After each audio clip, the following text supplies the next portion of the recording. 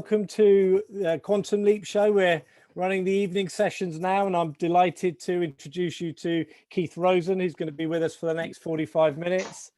Keith is the CEO of Profit Builders, which is named one of the leading coaching organizations worldwide. Since 1989, he's delivered programs to over 3 million sales leaders on 6 continents. Keith is going to give us a masterclass, I'm sure, in leadership and performance skills that can help us develop and motivate sales teams, even when we're working remotely. So I'm going to hand you over to Keith and with the keys and let him take it away. Thank you very much. Can everybody just make sure they're on mute as well, please? Thank you. So good afternoon, John. Pleasure to be with you here today. I know today's focus is on what we can do as leaders to continually drive sales in our remote world, and how can we continually make that transition to where we were 15 months ago and thrive today. And the one thing I will start this conversation off with is very simple. If you're still selling and managing the way you were 15 or 16 months ago, the way you are today, you're already setting yourself and your team up for failure. To give you a statistical point right here, 72% of all companies globally have changed the way they sell. So procurement has changed, how they purchase, number of people involved in the purchasing decision, and everything has changed. 76% of companies changed. Only 17% of companies have changed the way they sell. Forgetting about managing, change the way they sell. So this is an opportunity for us to have to rewrite the new playbook, both on what it means to be a great leader and coach, develop a team, especially in our new world, in our hybrid world, as well as what it means to be a sales leader and evolve from salesperson to being a great coach for your customers to succeed. And that today is the competitive edge. I wrote something the other day, John, on LinkedIn, and I wrote, first there was B2B selling, right? And then there B2C selling. And now today it's H to H selling, human to human selling. And companies today need to be able to work with their people and their leaders to identify the deeper, richer, and critical conversations that they need to have with their people and with their customers and prospects that they never had before. I mean, after all, right now you're in my home. Welcome to my home, my office, my studio, my happy place. And we've never had this level of exposure to people's lives before. And a lot of managers and sales professionals have no idea how to leverage that as an opportunity to foster the deeper connections that we need to make today. And to me, as far as I'm concerned, the new sales strategy today, the new leadership strategy today is care. And after survey that I've personally done, what employees want most today is not a visionary, is not a subject matter expert as a leader, is not someone who can resolve all of their problems. It's someone who cares.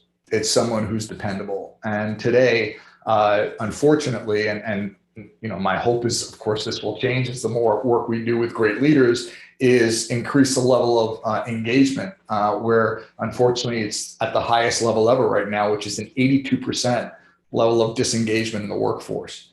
So it presents a new opportunity to create a new rule book of how you engage with people and develop those critical conversations, some of which we'll be probably talking about today. So John, I'll turn it over to you. We could expand over with some questions that came in at all. Yeah, no, it's interesting. As you talked about the incredible level of disengagement, I was reminded of it's a very specific UK statistic actually, which is we have the lowest rate of productivity in the G7. I think we're right down at the bottom with Japan, and actually compared to the US, workers in the UK are, I think, less than half as productive as workers in the US. And what do you think the shift's been then to this, in terms of this level of disengagement? What do you think? What do you see as being the big shift? Well, I think, well, again, it's funny. I'm not a statistical guy. I'm about supporting people to create their ideal life and career they want. And but I know a lot of people like statistics to back up. So recently, there are a couple more that I saw. 43% of the workforce right now would consider leaving their job if they don't have a hybrid work environment. Because before that, about 40% of companies never even had remote an opportunity to work. Well, now it's expanded the line of vision for every company that they can do this, and they can do it virtually, and it becomes a quality of life. And that's what people want today. They want more balance in their life. And John, back to your point about the level of disengagement, again, 67% of all managers have never been trained in how to manage a remote team. Forget about coaching, not even to manage. So that contributes to the sense of isolation, disconnect, support that people are all starving for, including us, including our managers as well. And the problem is, there's no rule book. And that's why I'm creating it with people now. And hopefully we'll start building that for you guys as well. So the opportunity really now is to increase that level of engagement by having those deeper conversations with your people. And just to be on the court with this and be specific, some of the questions that you probably haven't asked, and it's my assumption, with your team as a leader might sound like so. Mr. or Mrs. Direct Report, what are you doing every day to ensure that you're honoring your responsibilities at work without compromising your personal values and priorities at home? How are you turning off work at the end of the day so that you can be productive, present, and engaged with your family and your loved ones? How are you taking care of yourself? How are you making self-care non-negotiable? Because in this time, if you're not taking care of yourself, you can't take care of other people. How are you setting boundaries between work and life? These are just some of the questions that managers, salespeople, no one's been asked these questions because no one even thought about it. And even now that I share this with leaders, they say, well, these are great questions, but wait a second, do I need to bring HR into this conversation? I don't know, it sounds like a very personal conversation. Hey, the rules are different now. This is what your people need most, and it's probably what you need most too. So that being said, it goes back to tying into, what are these deeper conversations that you've never had before that we really need to master to deeply engage, not only with our directs and our coworkers, but with our clients and prospects every day. Yeah, it's interesting. There was a report out yesterday, or I read something on the news that said that Deloitte, which is one of the big four global consulting firms, have basically just said none of their staff team have to come back to work.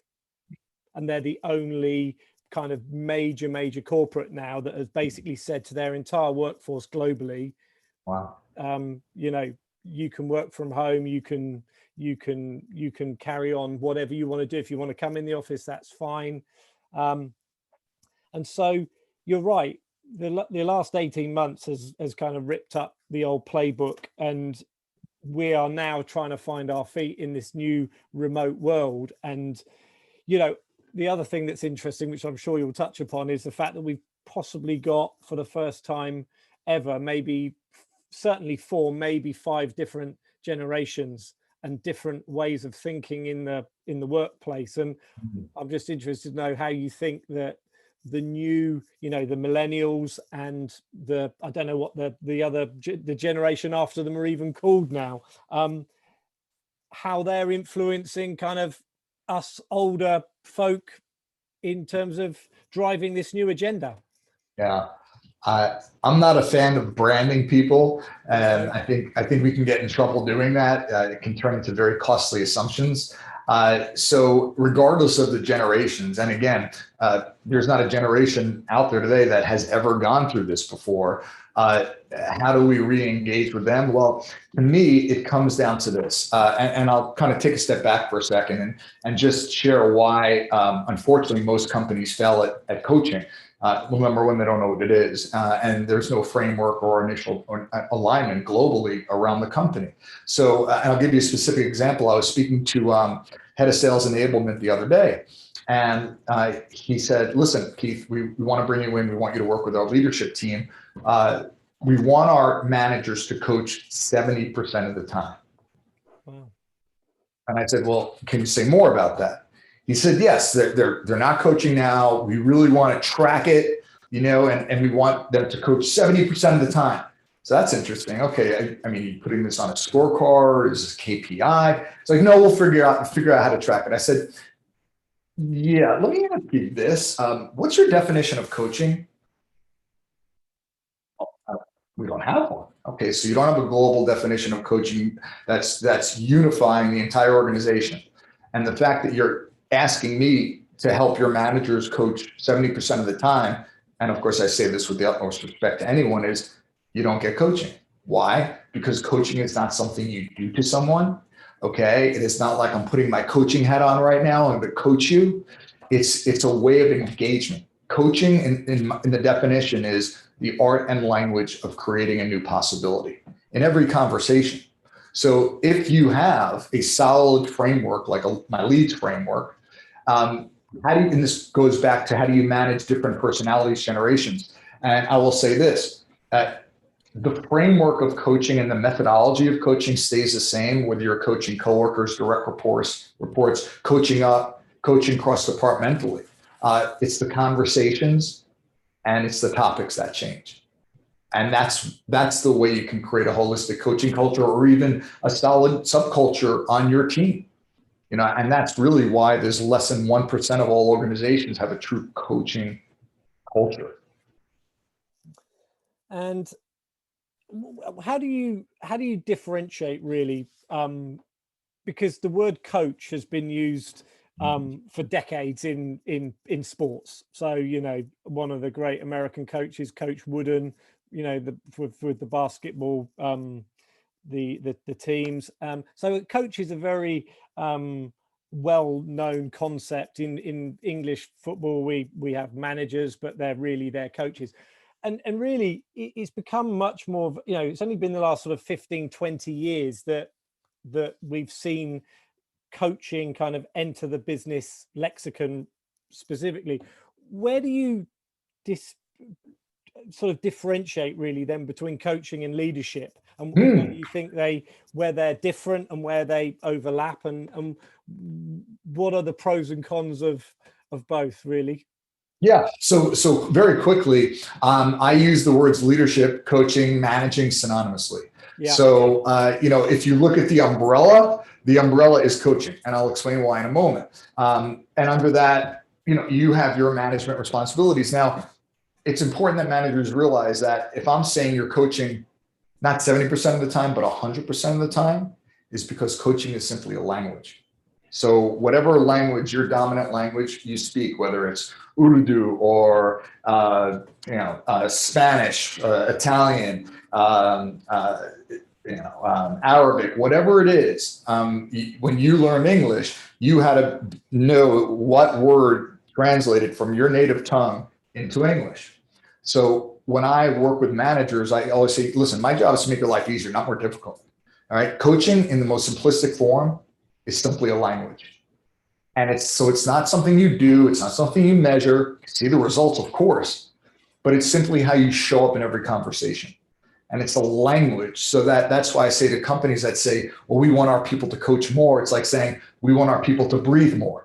It's just, no, it's happening in every conversation. And just like a language, it is something that needs to be learned and needs to be refined.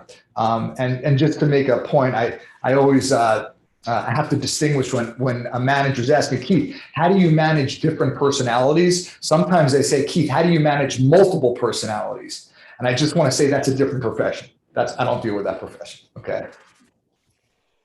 So the sort of trend or the move now towards organizations wanting to be more coaching focused, I mean, really that kind of loops all the way back round to what you were saying about leadership becoming more caring and dependable, because obviously, coaching and the type of conversations you have, are kind of much more gentle type of conversations. They're much more about creating a space and allowing other people to step into that space. So let's just switch the context then, and then let's get into the sales aspect of that, and particularly remote sales team. Now, I know there's a lot of sales guys on the call today. So, I mean, sales has always been, from an, because I've never really operated in sales, from an external perspective, there's always sort of, the perception is it's quite sort of competitive, testosterone fueled, you know, win at all costs.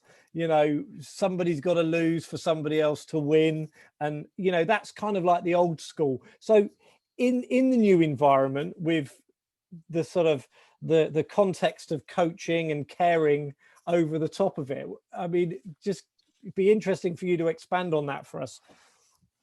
Sure. For years, I've been blessed to be able to have done this for 33 years, coach hundreds of thousands of leaders and salespeople globally on 75 countries and 6 continents. So feel very, very fortunate to have that opportunity. And wherever I go, I can tell you the universal language of leadership, change, and innovation is coaching. So to your question, John, in terms of managing the teams remotely, and you know, it has to.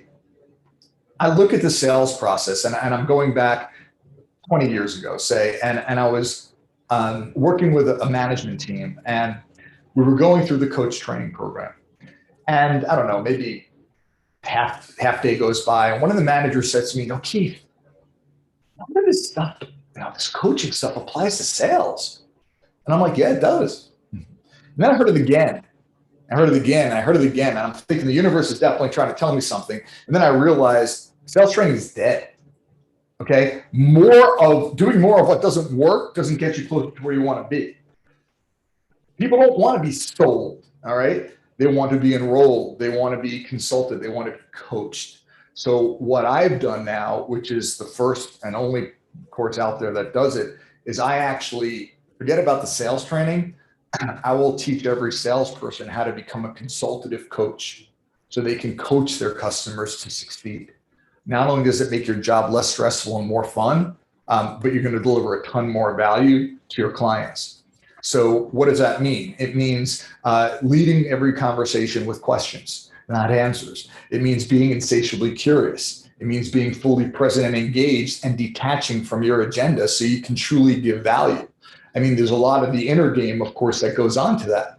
But it's interesting because now that I have this course that I've been delivering for years and telling for years, listen, future of selling is coaching customers. Well, the future is here now, is now for every salesperson that really learns the acumen and methodology behind coaching, number one, it's your competitive edge. And number two, when you get now promoted to a management position, you're prepared. You're prepared to lead, rather than the typical manager being the chief problem solver, running around and solving everyone's problems. I'm sure no one here has ever done that.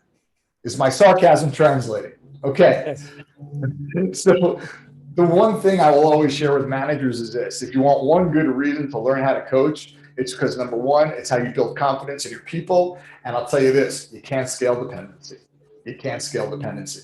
And I actually was doing a training program with a bunch of salespeople earlier today. And we were just talking about specific questions on how to open up a call and what they're doing. And, you know, I'm just listening to their approach, and I say, time out, guys.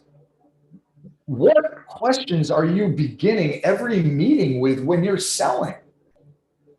You know, and all of a sudden it's, well, Keith, you know, we jump in, we say hello, and then I dive right into my presentation. So, well, wait a second, time out. You know what that customer's objective is on that call yet? Well, I know I have the meeting with them, so they must be interested. Okay. Do you know if you have all the right people on the call? Decision makers, influencers, advocates?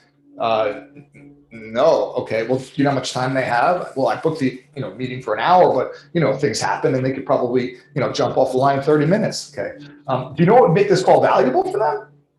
Yeah, no, I didn't. Well, wow, you missed about 7 good questions that every salesperson needs to ask before they move into a presentation. All right. And I have a free course on Udemy, guys. So feel free to jump on it and take it, how to deliver the perfect presentation. The bottom line is this: it's not a presentation anymore. It's a conversation. All right. So the whole show up and throw up model doesn't work. And the whole, hey, Mr. and Mrs. Prospect, I have 100 slides in my PowerPoint that I'm going to bore you with because it's important to me, not important to you. Okay. So now we're falling into a massive trap of do not sell the way you buy. Okay. Do not sell the way you buy. And I'll give you an example. I'm the type of person, if I make any big decision, I'm going to do the research. Okay. And I'm going to do the research. By the time I make that purchase, I'm probably going to know as much or more than the person selling it to me. Now, imagine if I sold that way. This is what the conversation would sound like, John. So listen, John, I'm really glad we had this conversation. I'm glad we have an opportunity to work together and potentially, work with your team. Now listen, if I was in your position, I'm sure like you're probably going to want to shop around a little bit. And I know price is probably an issue too, and budget, I get all that. So I'll tell you what, why don't you shop around, speak to some other companies, and let me know what the best price is that you got. And then, on your own terms, just come to me and give me a call back. I would be an epic failure if I sold that way. So how do you then align the way you sell with the way a customer likes to buy? The only way you can do it is by asking the right questions and coming from that mindset of being insatiably curious. So now with the things that I rattled off, and by the way, John, happy to share these other additional slides and PowerPoint so you can share it with everyone watching, is Mr. and Mrs. Prospect. What are your expectations of our time today? Mr. and Mrs. Prospect, how much time do we actually have carved out for this meeting? Mr. and Mrs. Prospect, what would make this call as valuable to you as possible? Okay, so now you set it up. You know what they want, you know the timeline, you know what's most important to them, and then you deliver on it. And then at the end of the meeting, now guys, of course there's a lot more and I wish we had all day, but at the end, I want to give you some solid nuggets here. At the end of every meeting, especially with that first call, here are the questions that salespeople aren't asking. Now, the good ones are asking, okay, what did you think about our conversation? Now let's get the next step. Gotta get that next appointment on the calendar, okay? The great salespeople that are coaching are asking deeper questions and they're challenging their customers. And those are the salespeople that are really, really winning today. The ones that are stepping up and are challenging their customers, because that's what customers need more today. They're looking for that. They're not looking for you to tell them what they already know. So now take a listen to these questions. So now we wrap up the conversation. Now it's, so Mr. and Mrs. Prospect, how are you feeling about our conversation? What stood out most for you? What did you find most interesting and valuable? What, if anything, could I have done differently to make this meeting more valuable for you? What concerns, if any, do you have moving forward in terms of working together? What concerns, if any, do you see that could get in the way of us partnering together on this opportunity? If that right there is the billion-dollar question. If salespeople aren't asking that question on the first call, you are setting yourself up for failure, because that question will smoke out any possible concern when it's this big before you're waiting until the end of your sales cycle when it's this big and it's too late. All right. So these questions really help take the pulse of where your prospect is, how they feel, the level of value they receive. You're actually getting great feedback and coaching from them. Could someone please mute their line for feedback? And now here's the thing I want everyone, for those people out there that have to ever submit an RFP or pricing sheet or anything like that, if you want to eliminate the number of RFPs you send out that never go anywhere and fall into the abyss, I'm going to share that with you right now. Okay, here's a bulletproof strategy. So at the end of the conversation, you're asking all the questions I shared. And let's say the next step is, you know what, Mr. and Mr. Salesperson, can you send me some information? Can you send me some, pricing model? What is the overall initiative look like? Okay, great, no problem. Can you share with me more about what you're looking for? Great. I want to know what they want. I'm not going to assume what they want, but I'm not done with the conversation. So Mr. and Mrs. Prospect, if I send this to you on today, say Thursday, when would you have a chance to review it? Well, Keith, if send it to me today, my day's pretty shot today, Friday, I would probably say worst case scenario next Wednesday. Great. And when would you have and you mentioned before there are some other people involved. in making the decision, when would you have a chance to circle them into the conversation? Probably within the next week. Great. So how about this? If you think you're going to have a chance to review it next week, why don't we go ahead and schedule our time for that next Monday so we can go ahead and walk through it together? If people and prospects are hesitant to do that, that's a red flag. Okay? Because if they were truly interested and engaged, they're going to jump on their calendar with you and schedule the call. But if they're pushing back, you better stop and go deeper and ask, Mr. and Mrs. Client, I'm sensing some resistance to booking our next appointment. Is there any truth to that? And that's a very powerful statement right there. I'm sensing that. Doesn't make people wrong, but you'll get a hell of a lot more truth using that to help people then validate how you're feeling. So those are just some of the questions that every sales leader needs to ask at the end of a conversation. So you don't have to keep wasting your time following up on the wrong prospects. And all this automation is great and all this technology is wonderful, but especially today, the one thing you can't automate is relationships. Mm. Very interesting listening to you, go through that last piece and illustrate and explain your approach. I mean, what I was hearing was a coaching conversation with a prospect, that you were asking open questions, you were giving them time and space to tell you what it was that was on their mind or what they were thinking, and potentially, again, if you were feeling any resistance, perhaps going a bit deeper, pushing into certain other areas and challenging. Coaching is often about challenging people to really get to the truth behind the truth, if you like, or behind what you're being told. You've written in your book, you outline 15 toxic tactics that can make coaching ineffective. Yes. And the mistakes that you often see managers making and how they can be avoided. That would be really interesting, I think, for you to share that with the audience.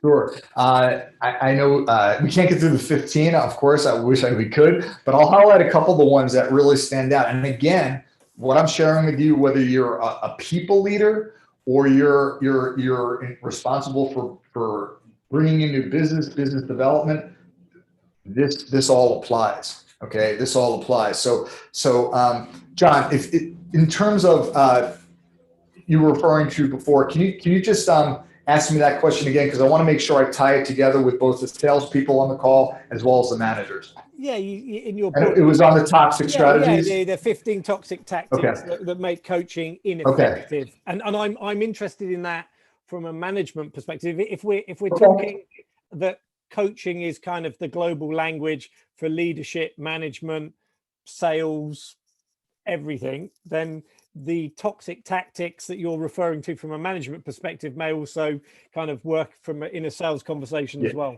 And thank you for the clarity. So, one thing I said before, don't sell like you buy.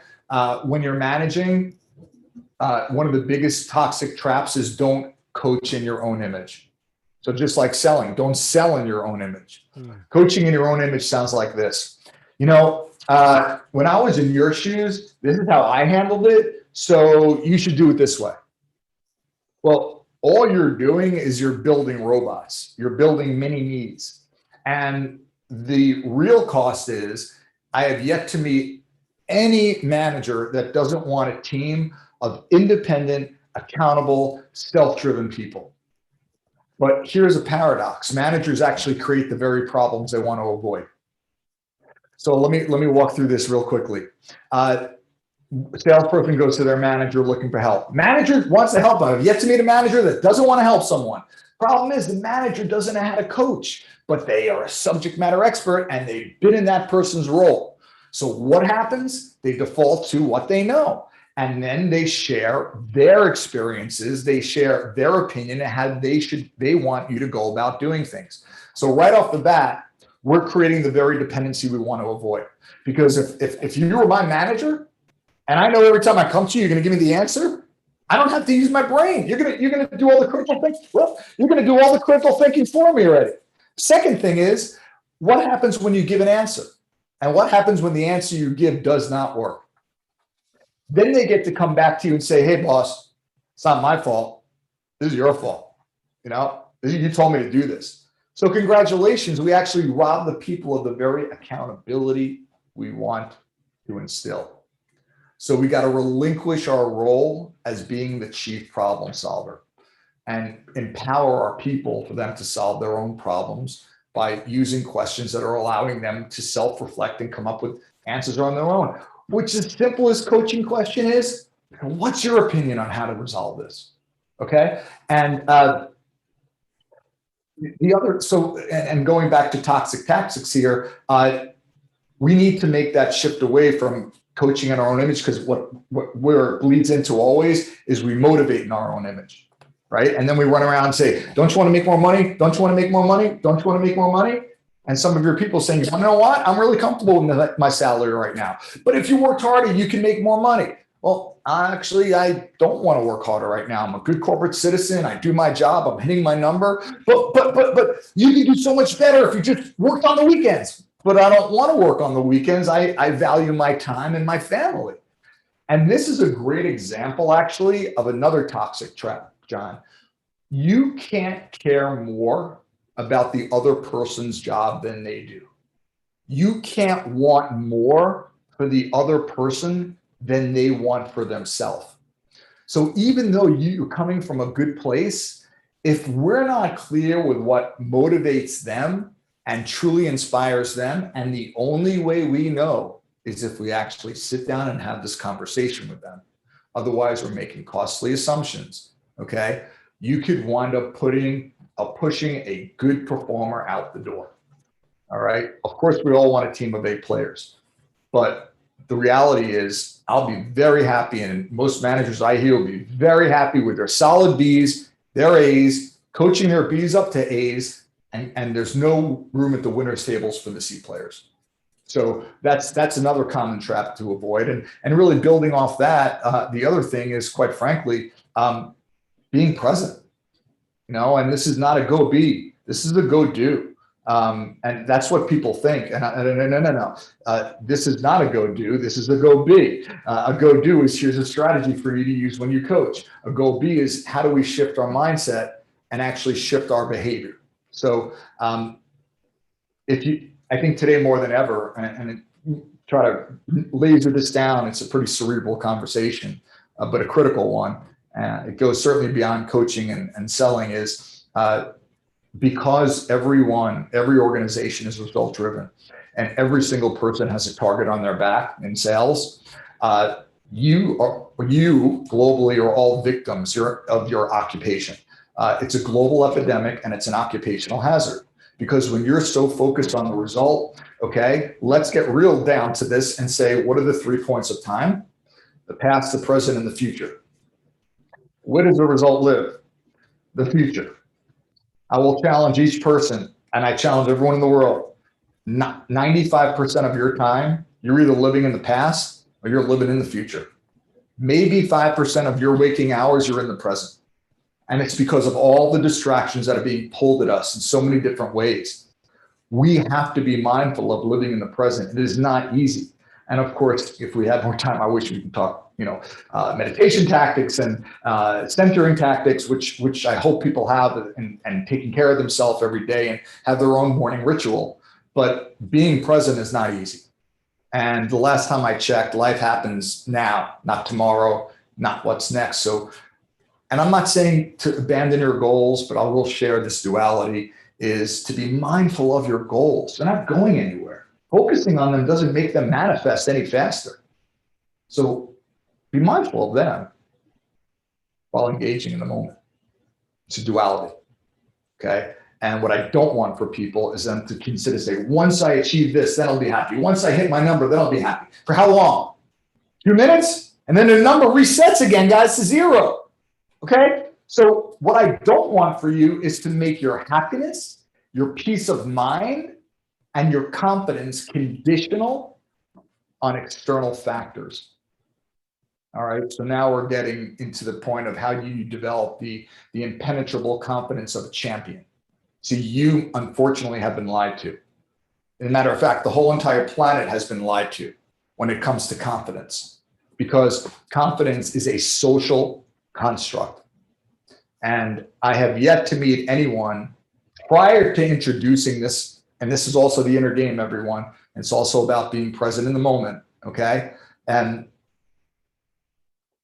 we have a relationship with confidence and results. So if we hit a result, confidence goes up. Confidence goes up, we get a better result. Get a better result, confidence goes up. But what happens when we don't achieve the results we want?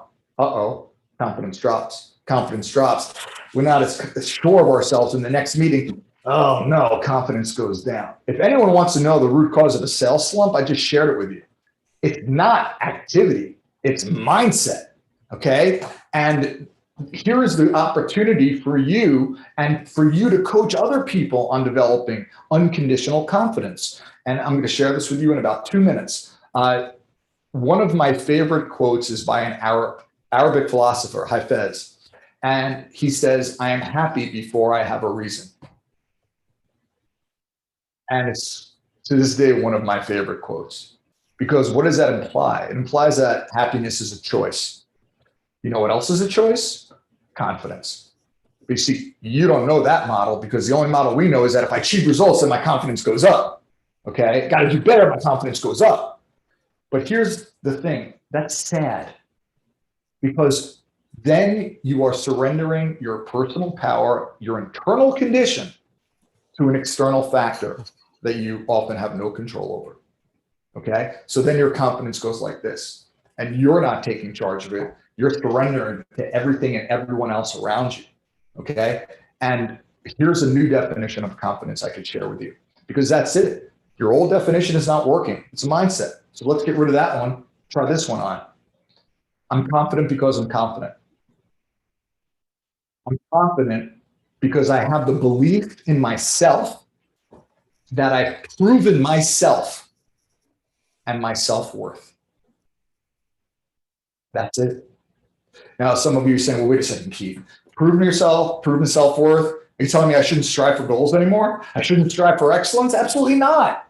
Striving for excellence is different from what I'm sharing with you from confidence. What I'm saying is I don't want your confidence to have the relationship with results anymore, because that is a toxic relationship.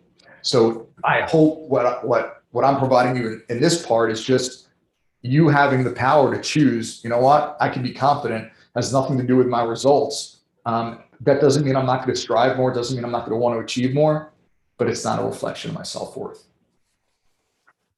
Lovely.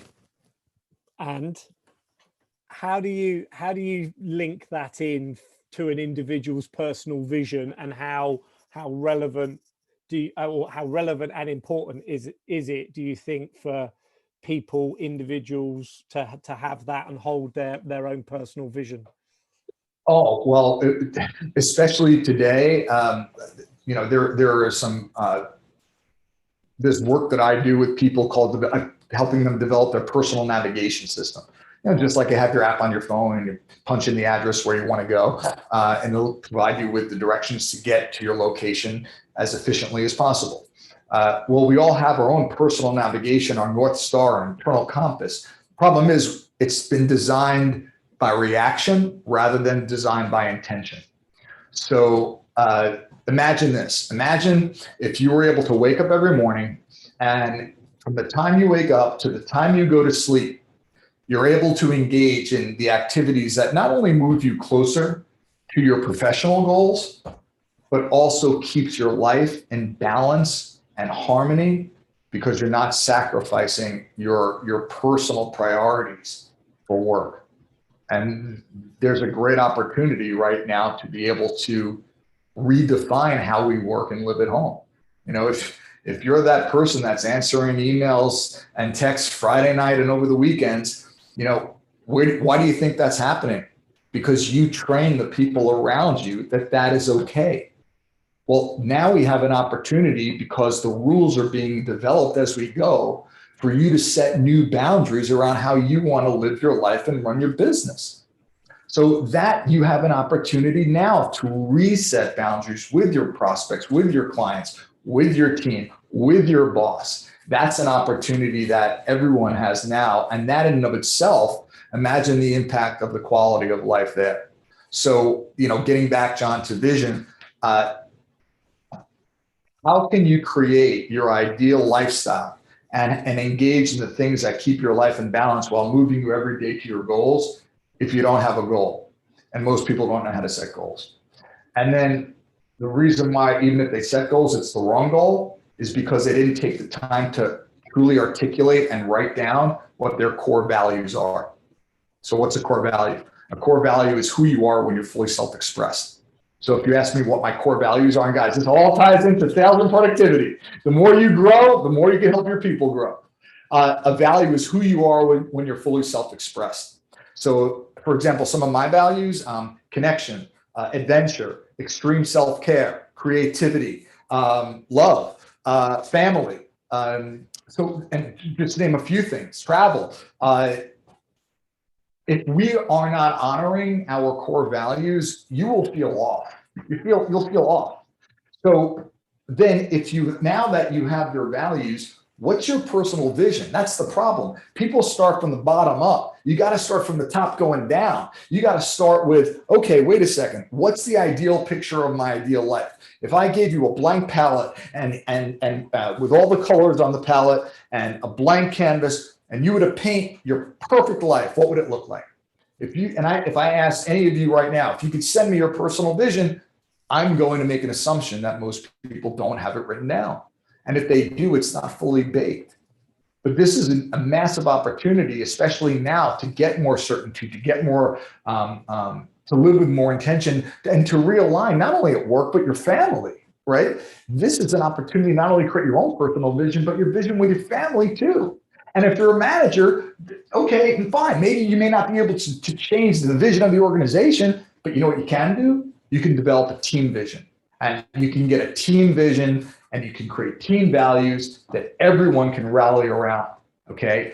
So there's lots of opportunities here that, of course, they're outside of line of vision. And I hope putting these in front of your line of vision, you have some other things that you can do to make the impact that you can on your team as well as with your clients. Thank you, Keith. It's really amazing to hear you kind of articulating all these things so beautifully. So I'm going to ask you one more question, and then we'll open it up to some of the other guys that are here. So, at an individual level, as part of a team, or you're working by yourself, how important is it to have, in your belief, to have a morning ritual, and how does that kind of fit in with the whole, having a vision as well? Is it all goes part and parcel, or how do you see the morning ritual? Yeah, sure. And again, painting that vision, once you're clear with that ideal vision, you'll see some of the things in your vision you actually have today. Like you might envision, I want healthy relationships with my family, my friends, my coworkers. You may have that already, but it's still part of your vision. Once you have your vision, then you pull out your values and make your goals. That's how you set your goals, not the other way around. So John, back to your last question. I have a personal morning ritual that I do, again, it's the constant question I hear is, Keith, how do I maintain my emotional state? How do I maintain a positive state of mind? These are the things that are on people's minds today. I can share with you what I do personally. So when I wake up in the morning, before I get out of bed, I do 5 minutes of gratitude. Okay, and one of my dear friends who's a cancer survivor taught me this. And basically what she taught me is, lie in bed, open your eyes, and just 5 minutes gratitude out loud. Thank you, God. Whatever religion or God you believe in, it doesn't matter. Thank you, God, for my home that I can live in. Thank you, God, for a bed to sleep in. Thank you, God, for my beautiful, healthy wife next to me. Thank you, God, for legs to walk. Thank you, God, for my 3 incredible children, healthy, happy, downstairs. And it's funny because most people get it. But some people say, Keith, those are the things that, it sound pretty basic, mundane. And I will say, well, the only time you appreciate that is when it's taken away from you. And every day I live in that deep state of gratitude. And I'm like you, I get stuff thrown at me left and right. I'm a human being, challenges coming in. We're all going through everything. The one thing I learned is that we have all the power to choose how we respond to the events in our life. So after I do my 5 minutes of gratitude, I walk right here, guys, right here. I'm in my office, and I'll either sit in my chair, which you can't see, or I'll sit in my couch right here, and I'll just take 40 deep breaths. You can call it meditation, call it whatever you want, but it's just a breathing exercise. Can you take 10 minutes for yourself to do that? Just 10 minutes out of your day. And I will guarantee you it will make an exponential impact on the quality of your life and your mindset and your happiness. Because you clear out your head and you get focused. And I know when I don't do that, I feel off for the day. So whatever your morning ritual is that gets you in a good place, it's imperative today more than ever. Fantastic. That's really, really great. Right, guys, anybody got any questions they'd like to ask Keith? I know there's some sales gurus here who I'm sure must have questions. Oh, look, they've all gone shy. In the chat, I think Bernie had put a couple of questions here in the chat. Alex? Oh, yes, thank you. So, yes, Bernie Watson, having lived and worked in England, Germany, Switzerland, across the US, in my personal experience, productivity is independent of country, but rather directly related to their company management. What do you think? Is that a question or a statement? Well, I think it's an observation but it's probably interesting for you to comment on if you've had a lot of global experience. Wherever I go, whatever industry I work with, whatever country I'm blessed to be in, and immerse myself in the culture, the one thing I know is that coaching is a universal language. It's just that simple.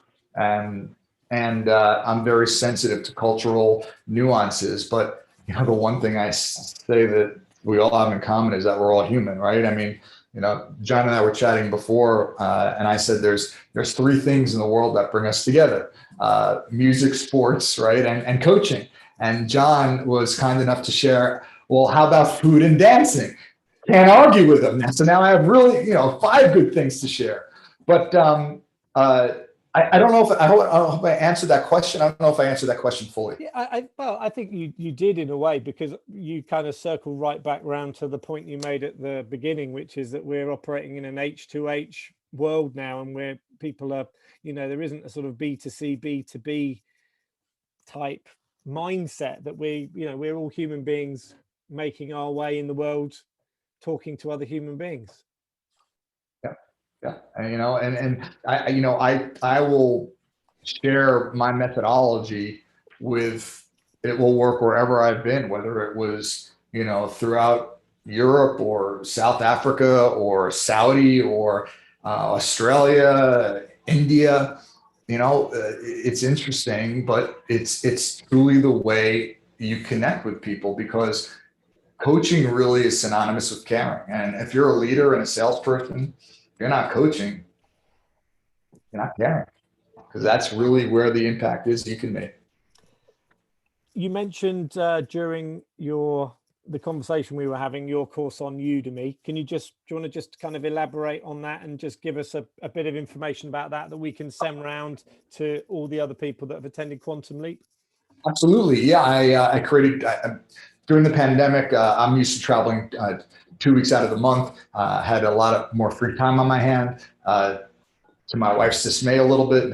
Married 25 years this year, very blessed. But she has asked me, when do you think your next travels is? It's been 15 months, so I'm looking forward. But over the time of the last 15 months, I really wanted to do my best to give back as much as I can to everyone that's really, really struggling out there. So I feel very blessed in my life to have what I have, and I taking the stand to be an unconditional coach to support people means unconditional. So I created a few courses. Number one, how to coach a remote team through a pandemic, and number two, how to deliver the perfect presentation. So if you're a salesperson, if you're a manager, I recommend going through both of those free courses. And of course, I also, hopefully you share the link. I wrote a book recently called The 60-Second Sales Coach, which has about 600 coaching questions in it in a variety of different scenarios, which you can use. And I just decided to give that away for free, which you can find on my website at keithrosen.com. That's amazing. Well, I think that's a perfect moment to finish. It's been an absolute pleasure talking to you this evening, Keith, and thank you very much for contributing to Quantum Leap. And yeah, it's been a great conversation. Thank you very much. Thanks, everyone. Wishing you all extreme success. Take care. Keep on coaching. Bye-bye.